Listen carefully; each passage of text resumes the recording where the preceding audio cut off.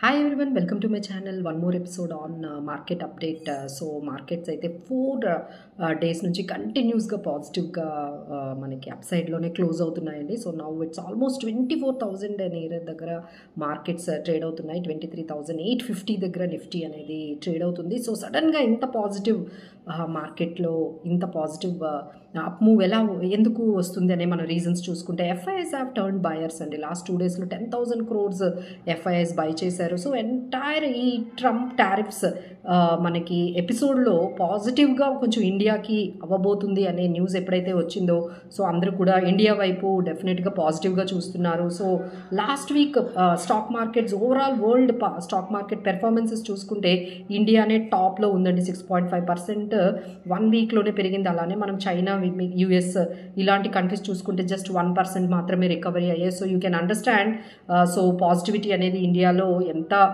కనిపిస్తుందో అనేది. అలానే ఐఎండి కూడా మనకి డిపార్ట్మెంట్ వాళ్ళు అబోవ్ నార్మల్ మాన్సూన్ ఉంటుంది, మంచి రెయిన్ఫాల్ అనేది ఉంటుంది అనేది ప్రెడిక్ట్ చేశారు. సో అది కూడా పాజిటివ్. అలానే రెపో రేట్ కట్ అకామిడేట్గా ఉంటుంది. ఫ్యూచర్లో ఇంకా కొన్ని రేట్ కట్స్ కూడా ఉండే అవకాశాలు ఉంటాయి అని ఎప్పుడైతే తీసుకొచ్చారో మొత్తం మార్కెట్ అంతా కూడా చాలా పాజిటివ్గా అనేది మనకి కనిపిస్తుందండి. అలానే మనకి డాలర్ వీకనింగ్ అనేది జరుగుతోంది. డాలర్ ఇండెక్స్ అనేది పడుతోంది. నెక్స్ట్ మనకి క్రూడ్ ఆయిల్ కూడా $66 వరకు వచ్చింది.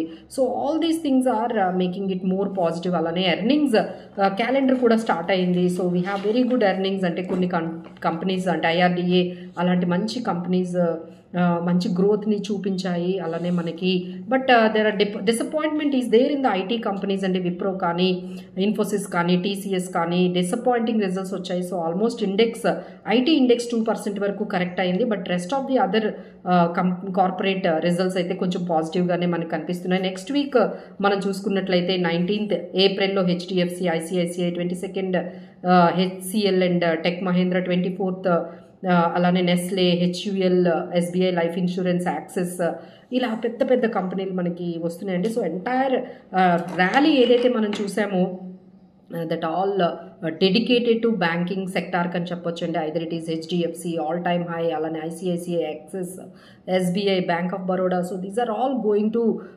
లైక్ అంటే ఇప్పటికే చాలా వరకు బ్యాంకింగ్ స్టాక్స్లో ర్యాలీ వచ్చిందండి. అలానే నెక్స్ట్ వీక్ కూడా బ్యాంకింగ్ స్టాక్స్ చాలా పాజిటివ్గానే మనకి మూవ్ అవుతున్నట్టుగా కనిపిస్తున్నాయి. అది ఒకటి మీరు బై చేసుకోవాలంటే బ్యాంకింగ్ స్టాక్స్, ఎందుకంటే బ్యాంకింగ్ స్టాక్స్ మన ఇండియన్ గ్రోత్ స్టోరీ మీద డిపెండ్ అయి ఉన్నాయండి. It is nothing exposure having any kind of exposure to టారిఫ్స్కి కానీ లేకపోతే బయట మనకి ఈ ఎకానమీకి కానీ అంతా గ్లోబల్ ఎకానమీకి కానీ ఎక్స్పోజర్ లేదు కాబట్టి మనకి ఫస్ట్ ఈ బ్యాంకింగ్ స్టాక్స్ అయితే మంచి ర్యాలీ అనేది కనిపిస్తుంది. ఇంకా మీరు కొన్ని స్టాక్స్ సెక్టార్స్ తీసుకోవాలంటే ఐఎండి మాన్సూన్ బాగుంది అని చెప్పారు కాబట్టి మీకు ట్రాక్టర్, M&M, తర్వాత ఫెర్టిలైజర్ కంపెనీస్ ఇలాంటివి కొన్ని మీరు తీసుకోవచ్చు. రెపో రేట్ కట్ చేశారు కాబట్టి మీకు ఎన్బిఎఫ్సిస్, రియల్ ఎస్టేట్ కంపెనీ అయిన లోధా, శోభా, ప్రెస్టీజ్, బ్రిగేడ్ ఇలాంటి రియల్ ఎస్టేట్ కంపెనీస్ కూడా కొంచెం పాజిటివ్ మూమెంట్ అనేది మనకు కనిపించిందండి. సో ఓవరాల్గా మొత్తం మార్కెట్ అంతా కూడా ఈ rate cut, good monsoon, pro growth, supply chain advantage,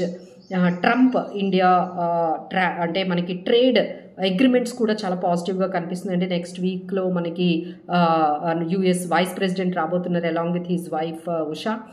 so దీనివల్ల మనకి ఏంటంటే కొంచెం పాజిటివ్ అవుట్కమ్ ఈ ట్రేడ్ అగ్రిమెంట్స్లో రావచ్చు అనే ఎక్స్పెక్టేషన్స్తో మార్కెట్స్ కూడా నెక్స్ట్ వీక్ ఇదే పాజిటివ్ మూడ్ ఉండబోతుందని ఎక్స్పెక్ట్ చేస్తున్నాము. So the ranging would be 23,500 నుంచి 24,500 రేంజ్ వరకు కూడా మార్కెట్స్ మూమెంట్ అయితే మనం నెక్స్ట్ వీక్ అయితే చూడొచ్చండి. So let's hope markets will rock like this even for the next week also. Thank you so much for calling.